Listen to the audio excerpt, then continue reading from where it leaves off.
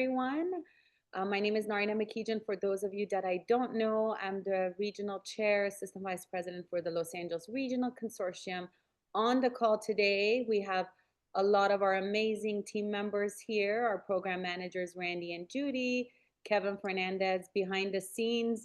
He does all of the support, and Hara that supports our employer engagement, as well as our apprenticeship team, Ashley and Helene. So hopefully you'll be able to connect at a future time with the team members, but I did want to point all of them out to you. They do the exceptional work behind the scenes and help support all of you. So please reach out to us as we implement Parker Dewey and micro-internships. And we are so excited to have this regional opportunity and provide this to all of your campuses. And we look forward to the implementation.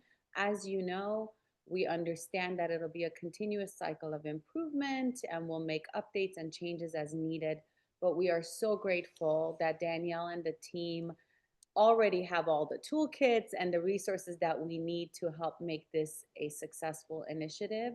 And as we know, we want to provide all of our students with real world opportunities and learning placements as much as possible. So I'm going to turn it over to Danielle. She's the Associate Director of Partnerships at Parker Dewey. Danielle, thank you so much for the partnership, and the floor is all yours.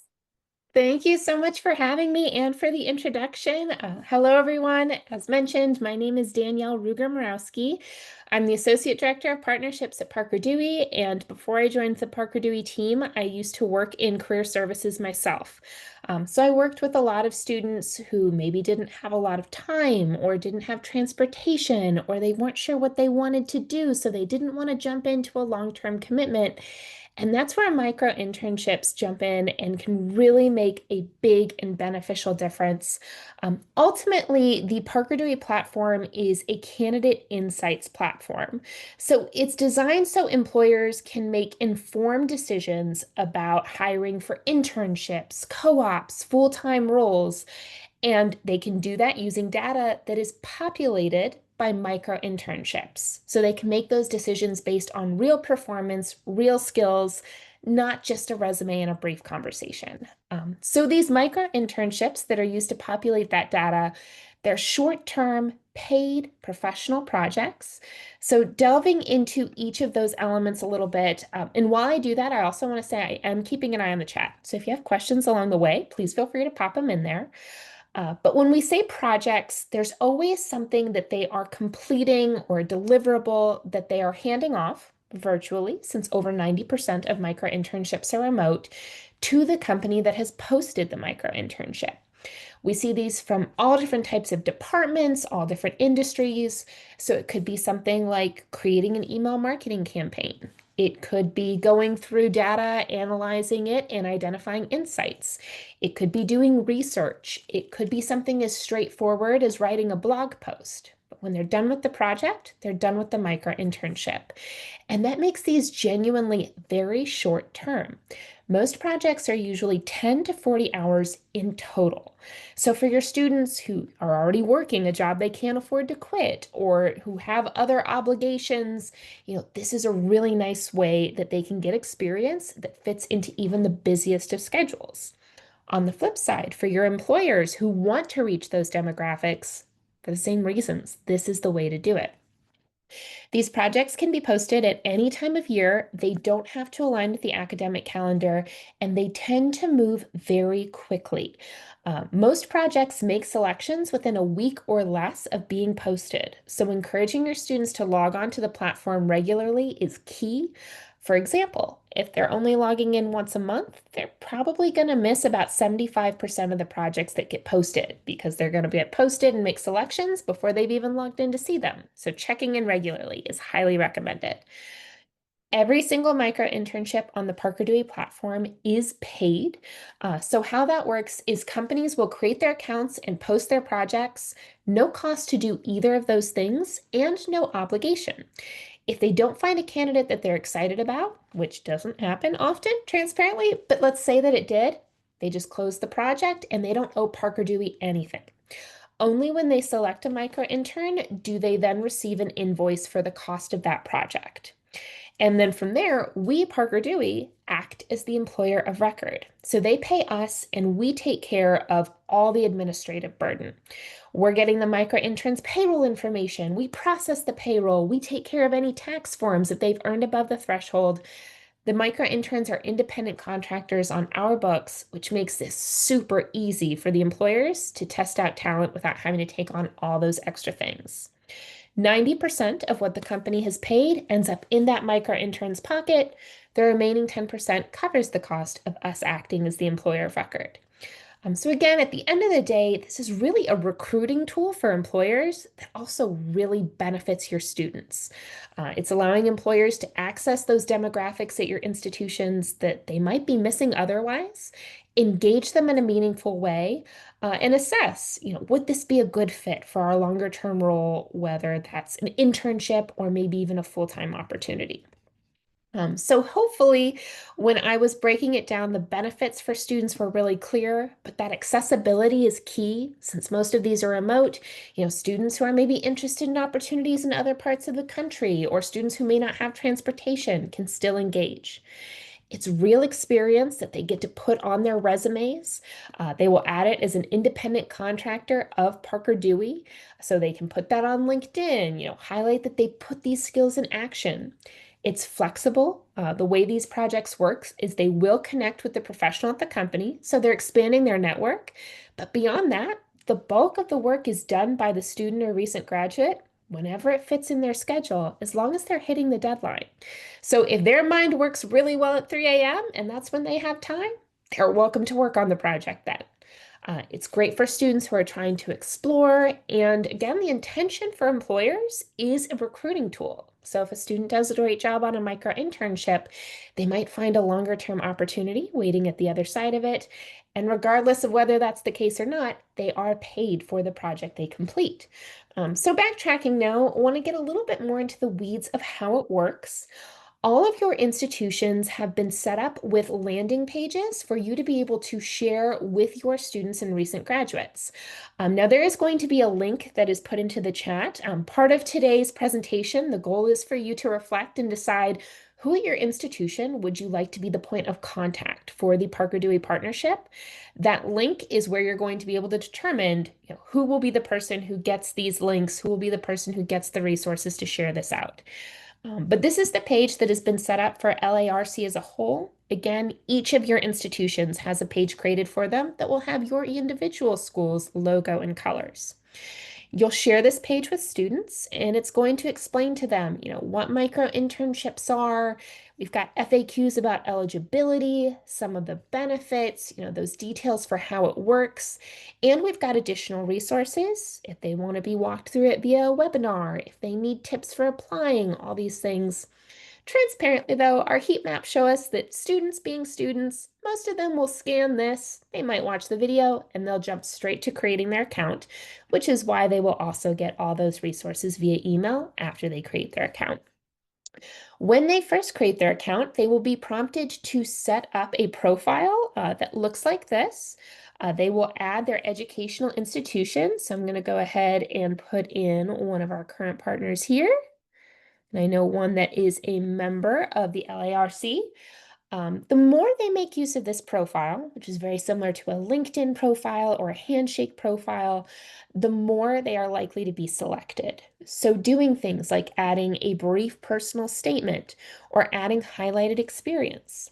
Now, for a lot of your students, a Parker Dewey micro internship may be a great way to get their very first professional experience.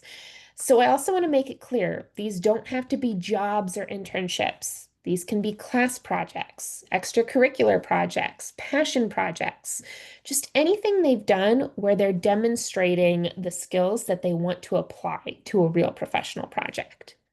Another big one is uploading a resume. We've seen a strong preference from employers for candidates that have resumes, even if there's not a lot on it yet.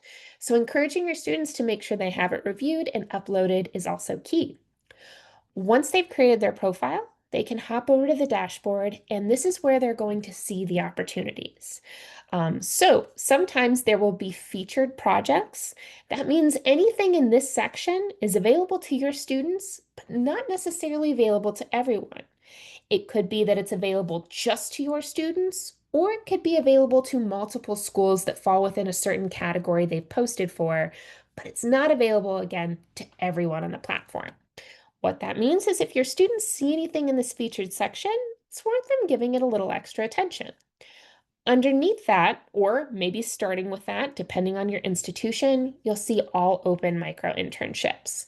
So these are all the projects that are currently available right now. So they can scan through, look at the different titles.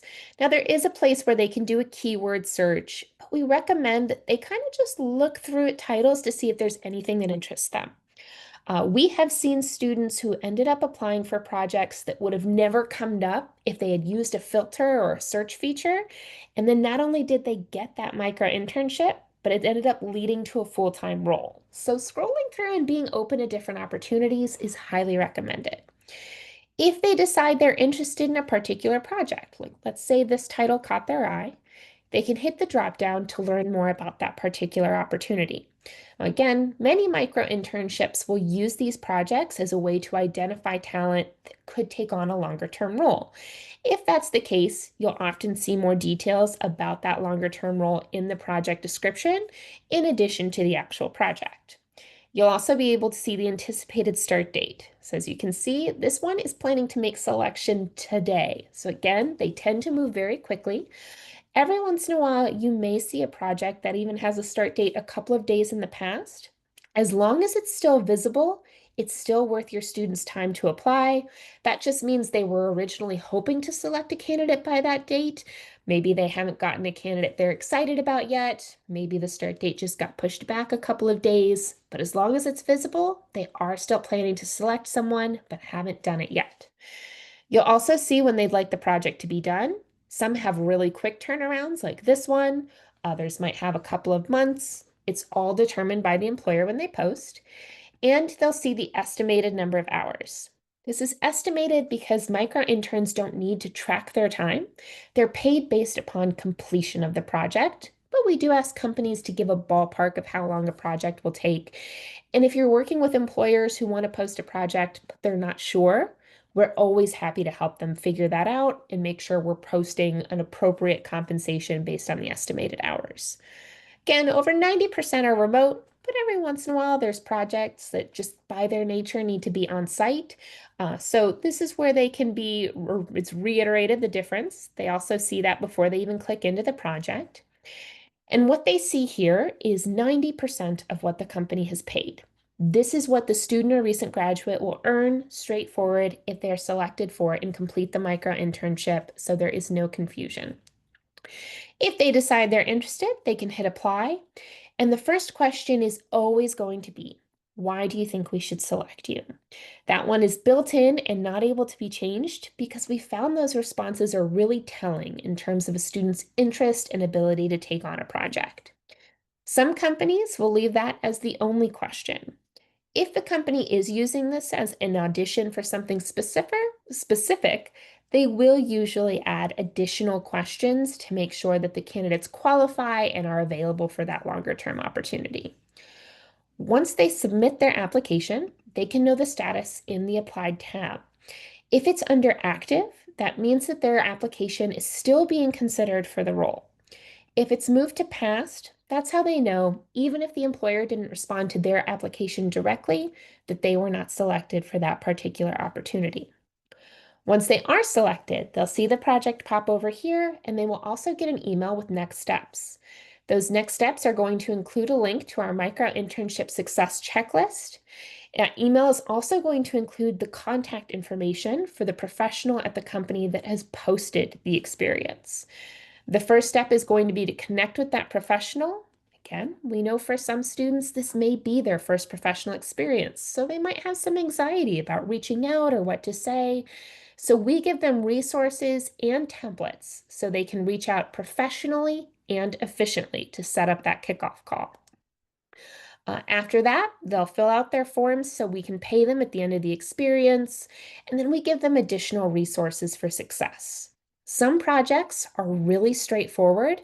They may just require a few email updates here and there. Others might be a little bit longer or more complex, where check-in meetings might be appropriate.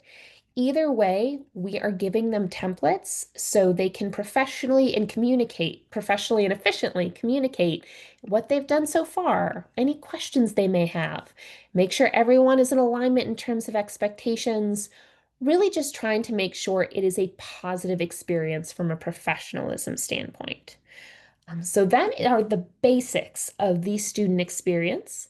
Next, I'd also like to talk a little bit about the employer experience.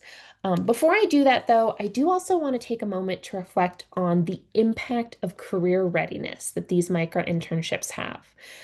We ask our recent micro interns in a survey that is highly encouraged, although not required, what, if any, impact do you feel this micro internship had on your career readiness? And we use the NACE career readiness competencies to measure this. We ask if they feel in each area like they improved a lot, a little, maybe you don't feel like you changed in terms of your ability, but you built confidence, or if you feel there was no change at all as a result of this experience. And as you can see across the board, across all our micro interns, the most common response in every competency, even though these are short-term experiences, is that they feel that they improved a lot. And even if they don't feel like they improved in terms of their actual ability, they're more likely to report that they built confidence than they are to say that there was no change. So that's really encouraging data. If we are trying to build a career-ready workforce, and I know that's what we're trying to do, this is a great way to do it. And that's important to highlight to your employers too. If they are trying to build their own more professional talent pool to hire from, micro internships can be very straightforward, done by students in their first or second year. Obviously, I know we've got a lot of community colleges here. So this is how they can build a better workforce for them to hire from. So now switching gears a little bit for how this works for organizations. Just like we'll set you all up or already have these pages ready for a page to share with students, all of your pages will also be connected to a unique page that you can share with your employers. This page explains how they can use Parker Dewey as a recruiting tool.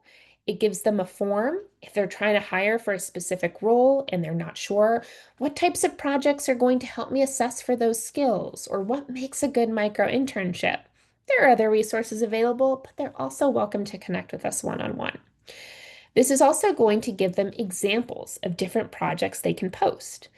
So if they are interested, they can create an account. I'm going to sign into my employer account here real quick so I can show you the experience.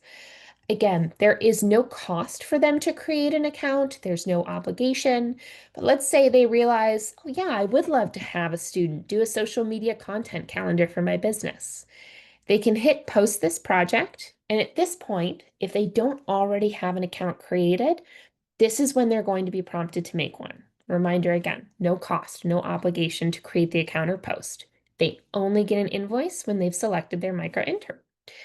Now, from the LARC page, it's already set up, so the project is going to be specifically for students that are from LARC member schools.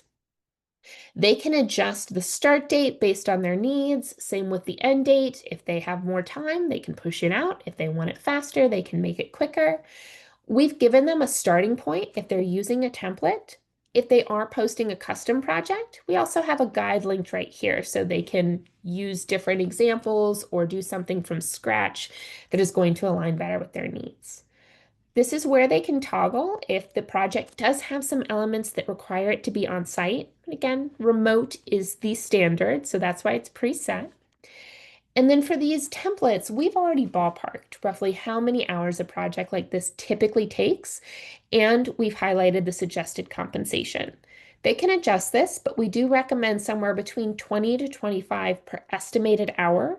We will not allow anything below $15 per estimated hour. Again, we recommend staying between that 20 to 25 to make sure it's accessible and to make sure it's competitive. So this is the amount the micro intern will receive, and it's very transparent, the total cost per micro intern. The company might decide just to hire one, but if they're using this as a recruiting tool, maybe they'll decide to hire 5 or even 10 micro interns. The ones who do the best jobs, maybe the ones who get that internship offer or that full-time job offer.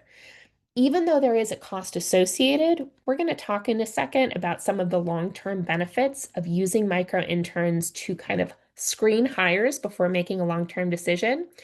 This cost, while it's incurred up front, actually ends up being less than the cost of making a hire that isn't a good fit. And micro internships allow companies in a really efficient and accessible way to assess fit with something real.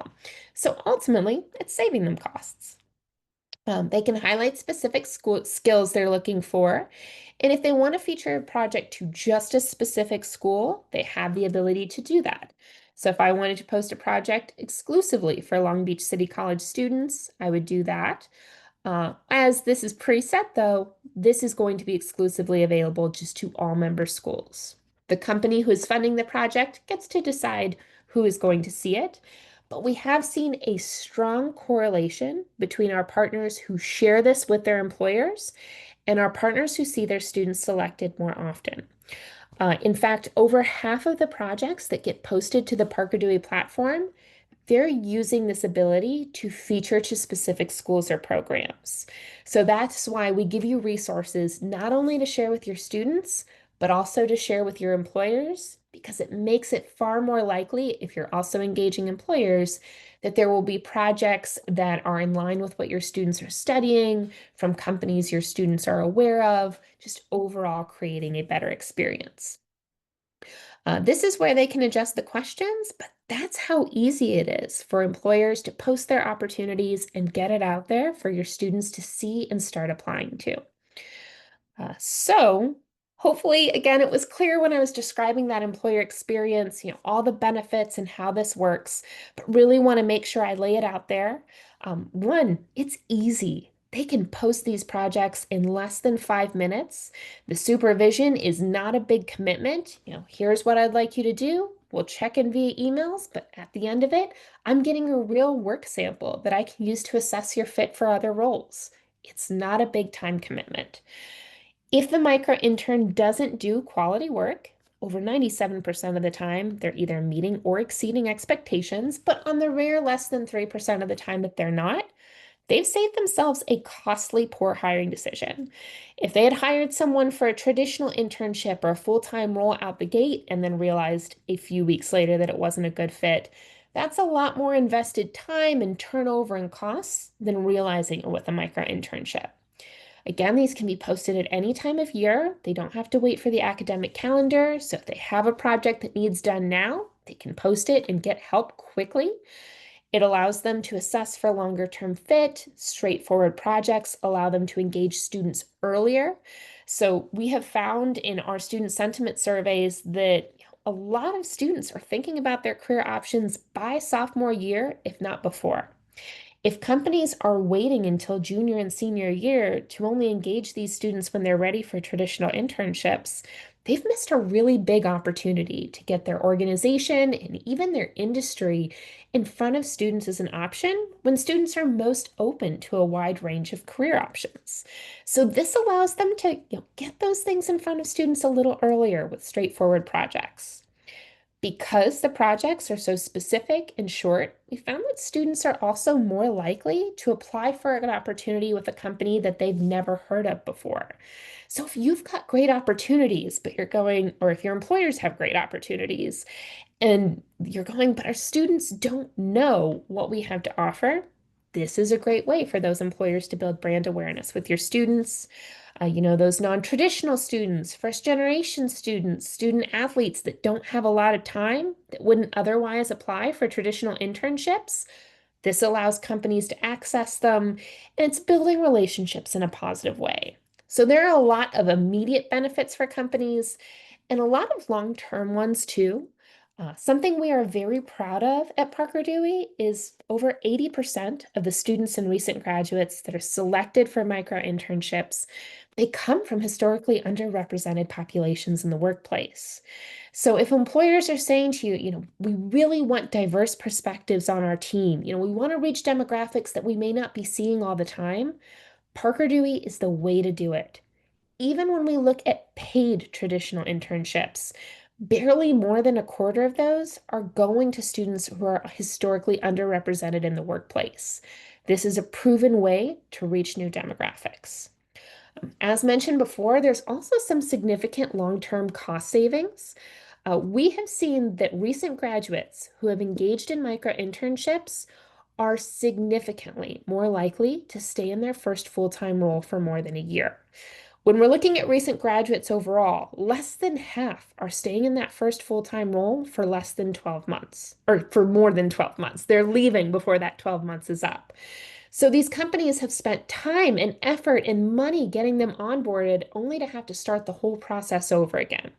Whereas those who have engaged in micro internships, sometimes it's with the company that engaged them in a micro internship, and sometimes the micro internship allows them to realize, oh, I thought this was where I wanted to be after the graduation, but this isn't actually a fit for me. And they get to take that information and then start somewhere that is a better fit for their interests and their skills. So the majority of them are just more informed about their skills, their interests, where they're going to fit, and that leads to longer term stays right out of college. And again, that turnover is super expensive for employers. So by using micro internships to engage new demographics, find the talent that might be a perfect fit that they would otherwise miss, and assess the other folks in their talent pool to make sure it is a good fit, they're ultimately saving themselves a lot of money in the long run. So those are the basics of how it works from both sides, the student side and the employer side. We do have different educational partner options, and this is the really exciting part to share with all of you. Thanks to the LARC, you all have access to this premium level of Parker Dewey Plus. So that is going to get you the ability to see your data on demand when you otherwise would have had to have completed checklists and done some things before being able to see it. So I'm excited to show you all today what that Parker Dewey Plus access looks like. Before I get into that though, I do want to discuss some of those things that are not required but for you to do before you can see the data, but are still highly recommended to make sure that you see the data in a meaningful way. So with that in mind, I want to once again draw attention to that link that was put in the chat.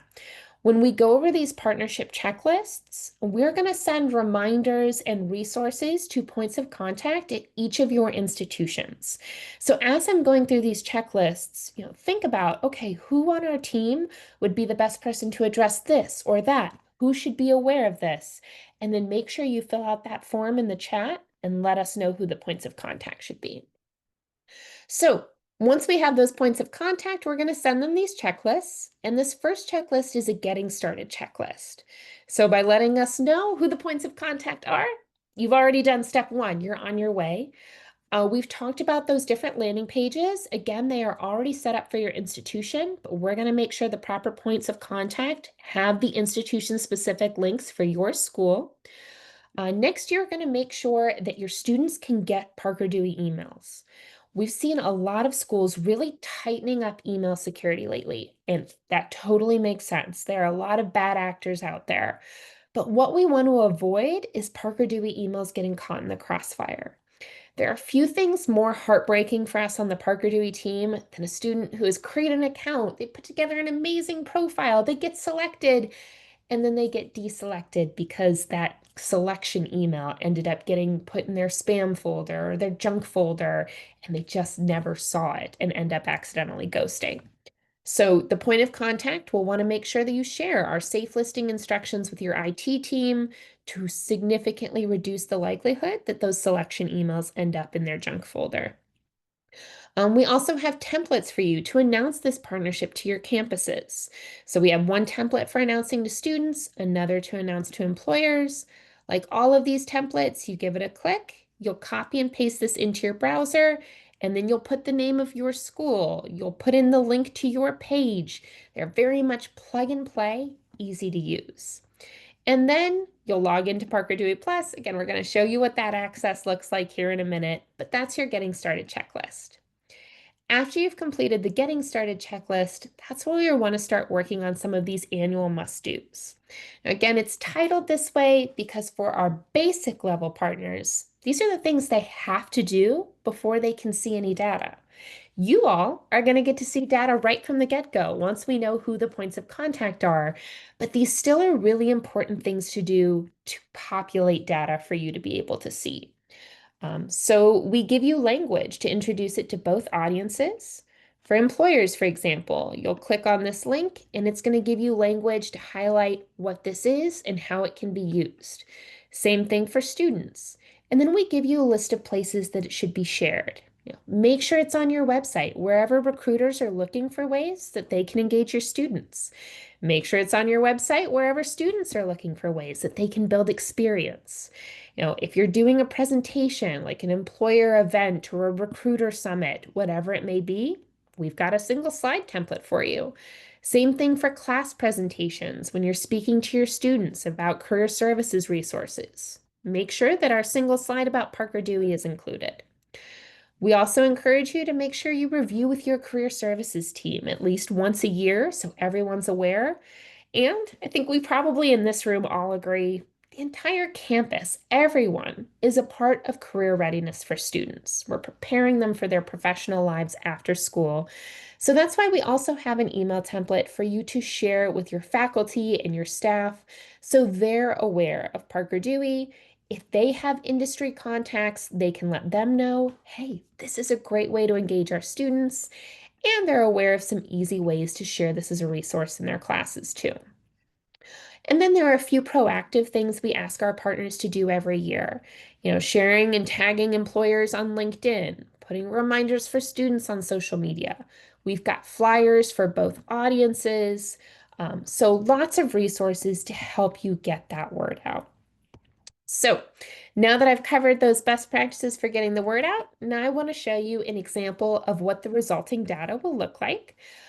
Right now, what I'm showing you is just example Parker Dewey data. Our points of contact, when you log in, you're going to see data that is customized for your unique institution. So you will be able to see at a glance how many of your students and recent graduates have created accounts, how many have applied to at least one project versus 5 or more. We segment this out because we found that those who've applied to 5 or more than 3 times as likely to be selected than those who've applied for less than 5. You'll be able to see how many of your students have completed projects, how many projects total have been completed, and how much your students have earned. If you'd like to dig deeper into your student data, there's a tab right here, and this is going to include those highlights, but also some downloadable reports.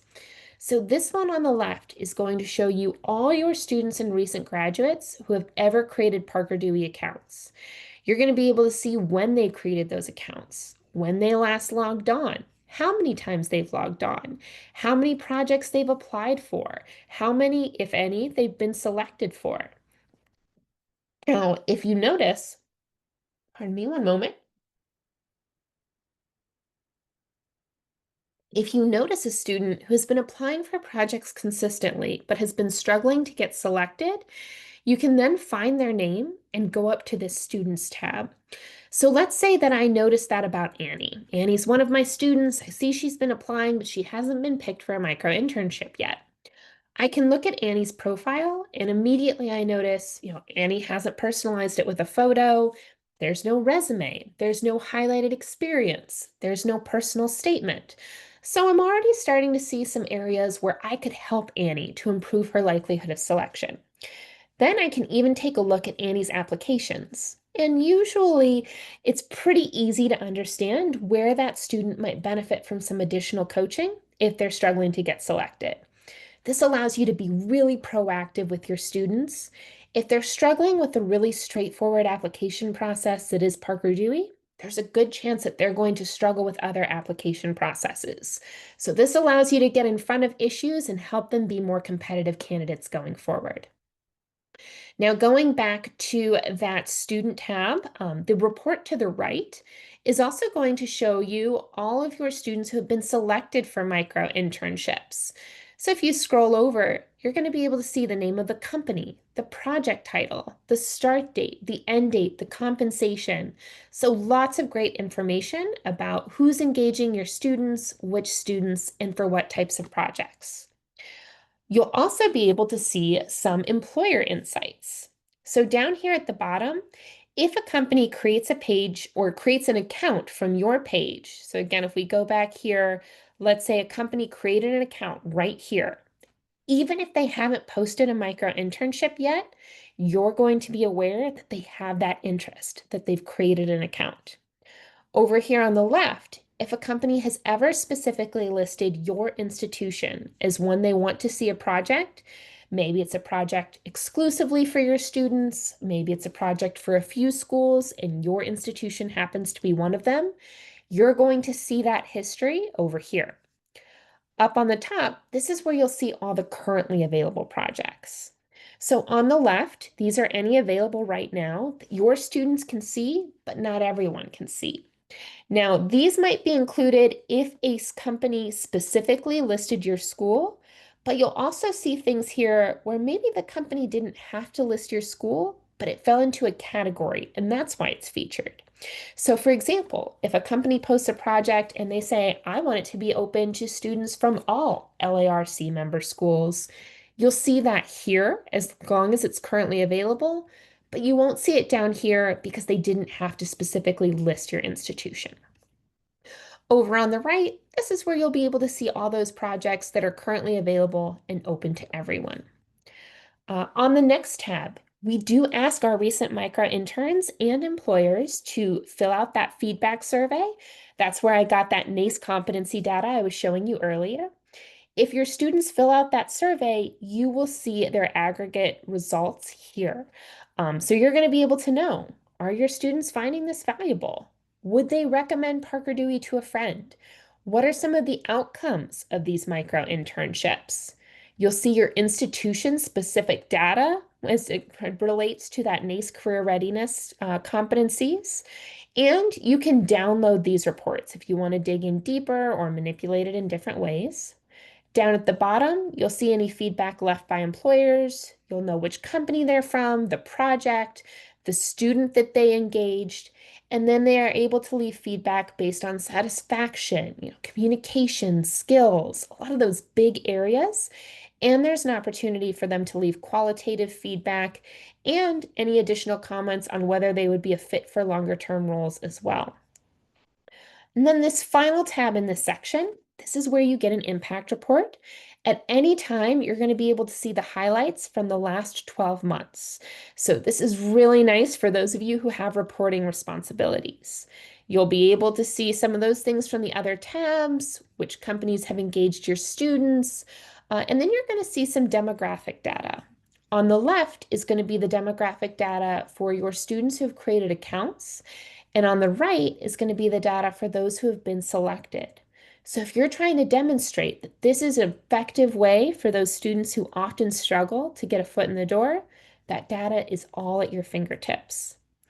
And with Parker Dewey Plus, you also have the ability in this projects tab to be able to see the employer experience. So this dashboard is the same one that your employers will see when they create an account if they don't go straight to a template.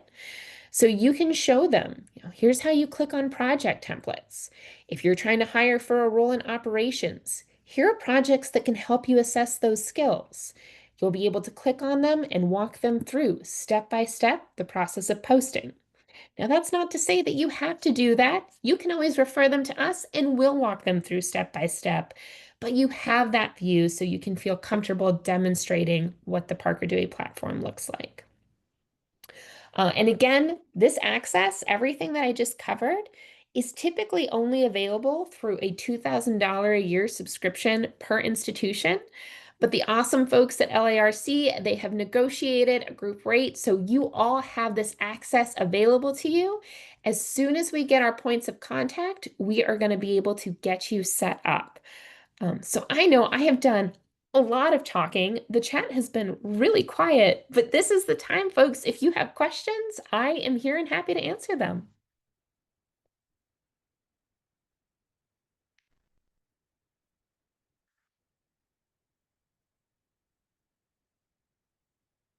From the team who scheduled, was there anything that you wanted me to cover that I did not, or something you wanted? Oh, I see a hand from Christopher. Okay, Christopher. Yes, good afternoon. I have a question in terms of the employers that are selected for this platform. What kind of vetting process is used?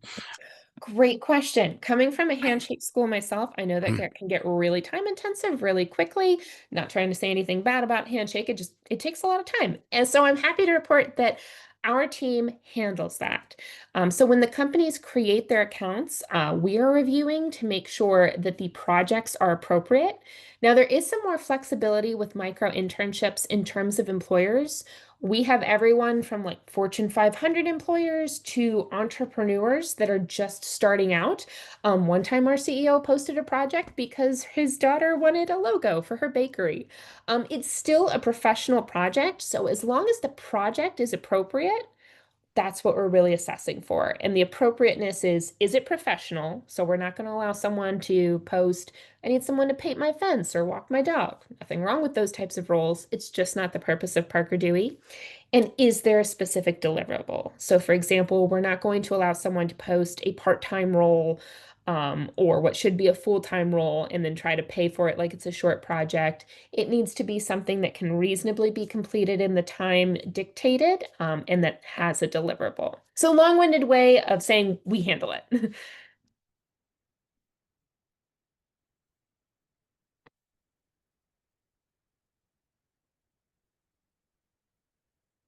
And this a little follow-up question. If we see a project, particular project, we don't think maybe it might be appropriate for our students, are we able to say, let's exclude that particular one Great as an question. individual school? That is not possible. And part of the reason for that is we are an open to all platform. So even if you are not a Parker Dewey partner yet, I know there's a handful of you that are, but even if you aren't, your students are welcome to use the platform, even if the school doesn't have a partnership. So we can't say, well, if you're from a specific school, you can't see these because they're open to all students. And if a student comes to me and says, I just saw something at red flag, do we, would that in turn let Parker Dewey know about that particular one? Definitely. So if you Mhm. ever see anything that is a red flag, you or your students see something that is a red flag, please reach out to us. Have whoever the point of contact at your institution let us know. And that is why we encourage them, the students, to make sure they keep communication in the platform until they've been selected. Sometimes a company may ask a follow-up conversation about their application. If that's the case, I'm logged in as a student now, they'll receive that follow-up in this messages platform. And we also have a reminder for them there that we, Parker Dewey, are the employer of record for all of these projects. So if anybody else ever says, oh, we're picking you, we just need your social, or we just need whatever confidential information, there's the reminder here that no, they don't, let us know. And they have the email address right here so they can reach out to us and inform us of something happening. And you all are welcome and encouraged to do the same thing. Now, transparently, it hasn't really been an issue, knock on wood, but we just like to make sure they have that reminder. Yes, Felicia. Hi, yes, thank you. I have a couple of questions. The first one is, and I'm not sure if you covered this because I joined a couple of minutes late, but I was wondering if you have some data on the jobs that these micro internships, if you have them broken down by job type or category or industry. Great question. So the areas that we tend to see posted most often are the ones that were in those templates. So let me go ahead and bring that up real quick. So that's not to say that these are exclusively the areas we tend to see. These are just industries and areas that tend to have a lot of early career recruiting goals. So we tend to see a lot of projects in these sections. The reason why we don't have an overall breakdown is because it really varies a lot from school to school, what types of projects their students will see. Over half of the projects posted to the platform, companies are deciding to feature it exclusively, either to one school or to a set of schools. And it's often based on things like geography or pre-existing relationships. So since it varies so much from institution to institution, it's not really possible for us to give like an overall breakdown, if that makes sense. Okay, thank you. That kind of leads into the second question I had, which was for Southern California, for example. What percentage of these micro internships are online, and what percentage of them are either in person or hybrid? Over 90% of the opportunities on Parker Dewey are remote. And that, whoops, sorry, the video's going. That is also highlighted on your student-facing page. Last we ran the numbers, 91% were remote. Okay. Does that include hybrid, or hybrid would be in the 9% that's not? Hybrid would be in remote? the 9% that's not. If there's any element that's going to require them to be on site, we encourage the companies to list it as on site so students don't waste their time applying for something that they wouldn't be able to do. Okay, all right, thank you. Thank you for the questions. Want to make sure I'm not missing anyone else. I do often get questions about international and undocumented students, so I'll go ahead and preemptively answer those. Each of your pages will also have that information about eligibility, so right here in the FAQs. For international students, it varies by institution. So some schools are a little bit more flexible in terms of when in the academic calendar someone could register, or if they'll allow 40 hours for 1 credit, or if it needs to be a minimum of 3 credits. So if there's more flexibility, we have seen some students do CPT. We are the employer of record, so they will get their offer letter from us. Because it varies from institution to institution, they are encouraged to connect with international student support so they can get guidance directly from your school. Is this something they're eligible to do? What are the steps at your institution? If they don't take that step, because they're students and sometimes they just don't, the micro-internship success checklist, everyone gets. The very first thing here is a reminder for international students that you need to have made sure you are eligible before you move forward. And if they are and they need that offer letter, we have a form so they can request it there. When it comes to undocumented students, they can also do micro-internships. All they need to have is a valid ITIN number. Now, I cannot emphasize enough that I am not an immigration lawyer in any way, but I do want to share that some of our undocumented students who have immigration lawyers have shared that they're being advised if they don't already have an ITIN, this may not be the time to get one. Again, not any sort of official legal advice, just sharing what we started to hear. That stated, many undocumented students do already have one. So they can do micro-internships as long as they have that. When companies are looking at candidates, they do see a category called work authorization. We have undocumented students just listed as international, so that way nobody is being outed as undocumented. The reason why that is included is because for those companies who are using this to find talent that could fill a full-time role, some of them unfortunately just aren't in a position to be able to offer sponsorship.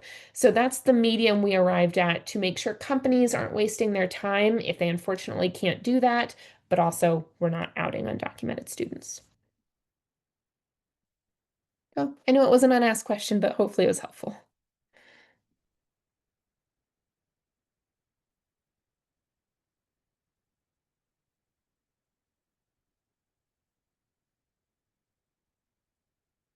I know I've made a couple references to it, but there is the form in the chat. If you already know who you would like to be the point of contact from your institution, please fill that out. Points of contact will get the access to Parker Dewey Plus. They'll also receive resources, like they're the people we will send your institution specific links to. We also have monthly communication to our partners. At the beginning of each month, those of you who are partners would have received this yesterday.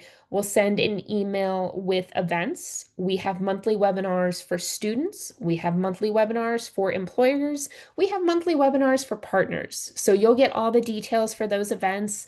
You know, if you're working with a student and you know it's a student who likes a little bit more hand-holding, you can easily say, hey, this event is happening next Thursday. I think you should check this out. Once a month, we also send a content email. So we send, here's something if you're going to share one thing with employers this month to share with your employers. And here's our monthly student newsletter on LinkedIn. Tag some students who you think would benefit. So that's kind of the role of point of contact as you're considering who to put on that form. Great question. Is it only one point of contact per college? No, it is not. You can have as many points of contact as you like. Some schools have taken that very literally and given us quite a few points of contact. If you want to keep it to 5 or less, that'd be great. But if you have more, that's fine too.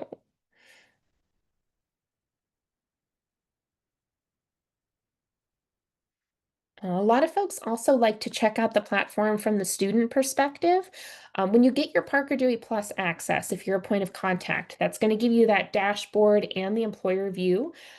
Eventually, hopefully, we'll get a student one set up in there. But in the meantime, the recommendation is to use a departmental email. So if you have like a career services at yourinstitution.edu or something along those lines, we recommend creating a test student account with that email. This is going to leave your individual emails free for your Parker Dewey Plus accounts. It's also going to make it so once you set up that example account, everyone can use that login information, so everyone doesn't have to make their own example accounts. And if there's ever turnover at your institution, if it's a shared email, it's very easy to update the password and get the next person that access.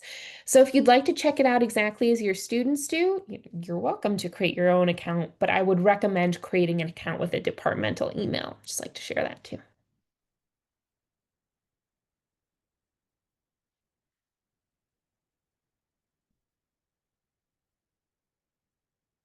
All right. How else can I be helpful today, folks? What other questions do we have?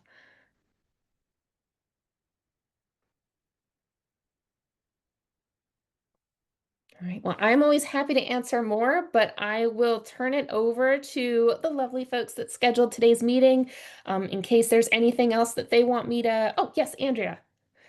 My question, if we had already, for example, we partnered with Parker Dewey, not at this scale, right? Because we appreciate, largely giving us more access. But if we had already an account that we created, is that the same one we can use, or we have to let you guys know, or how would that work? Because I know that we had a landing page created in the past, but again, we have very limited things that we could do. Yes, your landing page has already been updated to the newest Okay. recommended template, Perfect. and any previously listed points of contact will remain points of contact at the basic level. If these same points of contact should be the Parker Dewey Plus contacts, then they will be upgraded. If you already have an account, that email address will be used for your Parker Dewey Plus account. So you'll want to create a new test student account using a departmental email. If you don't have an account, just like everyone else, one will be created for you if it's determined that you should be a point of contact. So it'll be a very seamless transition. Perfect. Thank you. Yeah, thanks for the question. Oh, and we mentioned too the importance of employer engagement. So I know something else that we're going to be talking about is doing a webinar for all of your employers. So that way it's more of a joint effort to make them aware of this and get more opportunities on the platform, hopefully ones that are exclusively available to your students. So please make sure when you're considering points of contact, I should have mentioned this earlier, but we do recommend having someone who is student facing and someone who is employer facing. Coming from small schools myself, I know for many of you that may be the same person, but if there are separate teams, we want to make sure we have at least one person listed from each team. I see the question, do we have to add our own employers or do you assist with providing employers? A combination of efforts. When your students log in, they're always going to see some open to all opportunities, but over 50% of the projects posted, the companies are featuring to specific schools, and we find a lot of the time they're featuring to schools that they have pre-existing recruiting relationships with, or they are featuring it exclusively to schools that are in their geographic location. For example, the reason we started offering the feature is because companies said, if I'm trying to create a pipeline for an in-person internship in California, it doesn't do me a lot of good to engage a student in Maine. So that's why it's really crucial for you all to use those employer-facing pages and get it in front of your local employers and the employers that have consistent recruiting goals. So it's more likely that some of those 50% featured projects are featured to your students. That was a great question, and I'll just add on that we also plan to work with our partners at LAEDC, our workforce boards, and our chambers to make sure that this is included in their newsletters as well. Because as we know, they have a lot of membership with employers, industry partners, and CBOs. So we just want to make sure that it's widely shared, that this is an opportunity across the region so that we could get more on the platform for our students. So we'll work together collaboratively, but we would appreciate if you have specific employers that you message this out as well. All right, is there anything else, Danielle, that we need to cover? I am all set. I just really appreciate the time. Yeah, thank you so much. This was wonderful. And to all of our colleagues here, thank you for dedicating an hour to this important conversation and also launch for our platform. We'll follow up with the actual survey link, the recording, so you could share it out with your colleagues that may not have been able to join today, and then we'll have further conversation. So looking forward to really elevating opportunities for our students together. Have a wonderful afternoon, everyone. Take care, and thank you again. Bye-bye.